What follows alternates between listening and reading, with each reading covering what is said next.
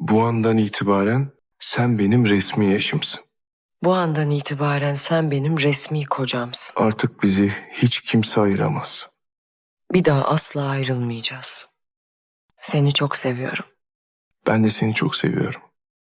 Cihan Alya'nın nereye uçtuğunu öğrenince artık tereddüt etmez ve Mardin'deki tüm işlerini bırakıp onun peşinden yola koyulur.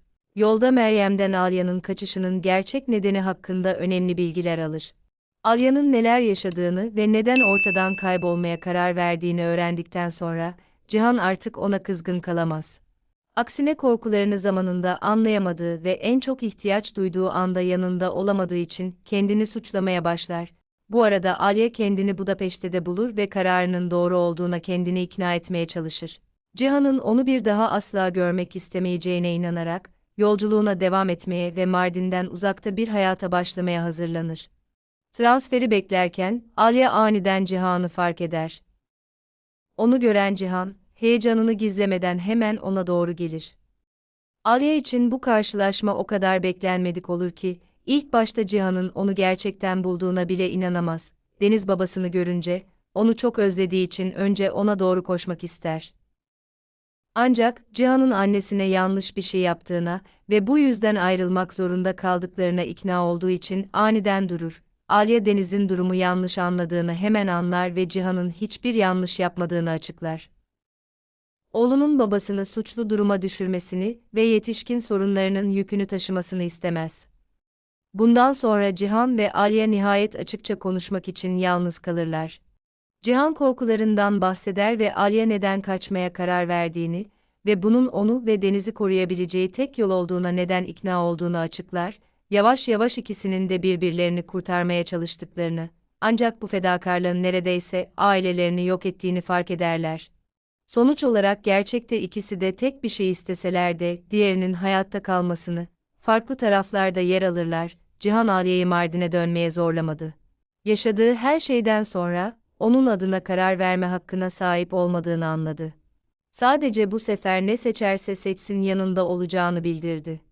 Cihan'ın onu hala ne kadar sevdiğini gören Alya, sonunda artık kaçmak istemediğini anladı.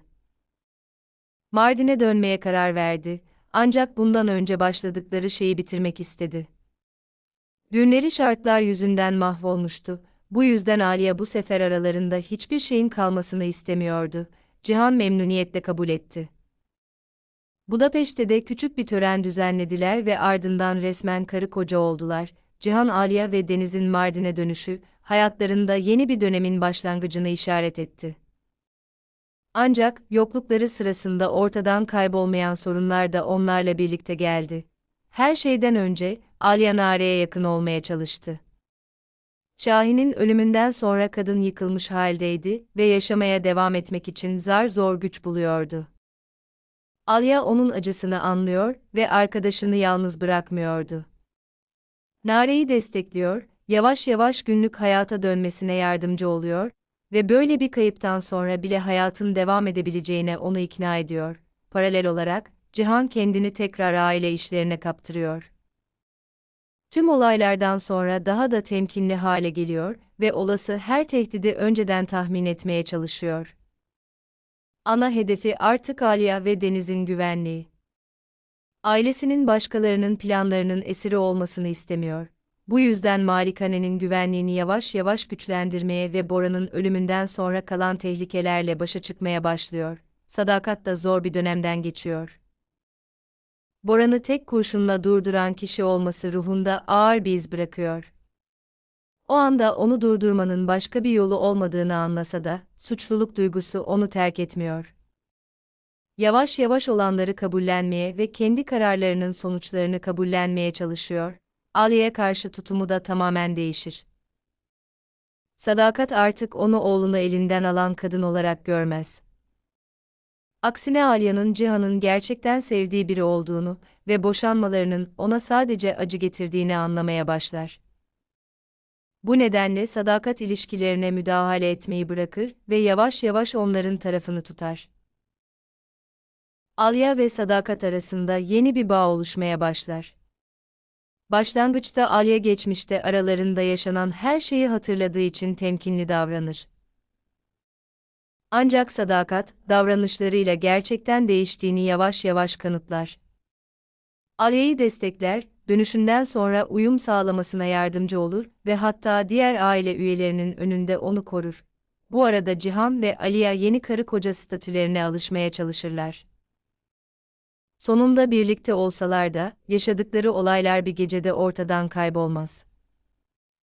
Hala tam güveni yeniden kazanmaları, korkuları hakkında konuşmayı öğrenmeleri ve artık birbirleri için önemli kararlar vermemeleri gerekir. Bu hikayelerinin bir sonraki aşamasının ana teması olabilir. Artık Cihan ve Alya birlikte olma fırsatı için savaşmak zorunda değiller, birbirlerini seçtiler. Ancak tehlikeler ve zayıflıklarından faydalanmak isteyen insanlar tekrar ortaya çıktığında bile ailelerini korumayı öğrenmeleri gerekecek. Alya ve Cihan, Bora'nın ölümünün gerçeğini Deniz'den artık saklayamayacaklarını fark ederler. Her ikisi de bu haberin çocuk için ne kadar zor olacağının farkındadır. Çünkü tüm çatışmalara rağmen Boran hayatının bir parçası olarak kalmıştır. Bu nedenle ebeveynler Deniz'i bu konuşmaya nasıl doğru bir şekilde hazırlayacaklarını, ona daha fazla travma yaşatmamak için uzun süre tartışırlar. Sonunda doğru anı bulurlar ve birlikte Deniz'e Bora'nın artık olmadığını söylerler. Çocuk bu haberi çok ağır alır, üzüntü ve kafa karışıklığıyla boğulur. Ancak daha sonra Deniz kaybı kabullenme gücünü bulur. Onu en çok rahatlatan şey, artık Alya ve Cihan'ın yanında olmasıdır. Artık yalnız olmadığını ve ebeveynlerinin bu acıyı atlatmasına yardımcı olacağını anlar. Bu konuşmamın ardından Cihan, oğluyla daha da yakınlaşır.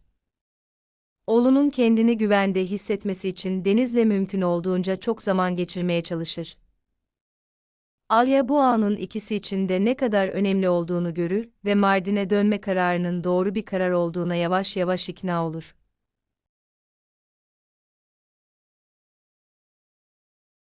Ancak malikanedeki huzur uzun sürmez.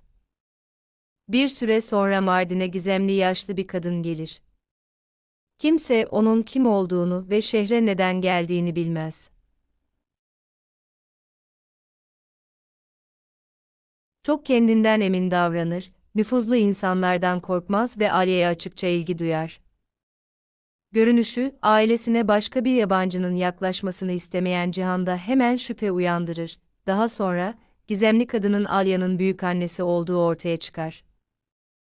Bu durum Alya için gerçek bir sürpriz olur, çünkü büyükannesinin Mardin'e gelmeye karar vereceğinden hiç şüphelenmemiştir. Anlaşılan bu kadın, torununun varlığından yıllardır haberdardır.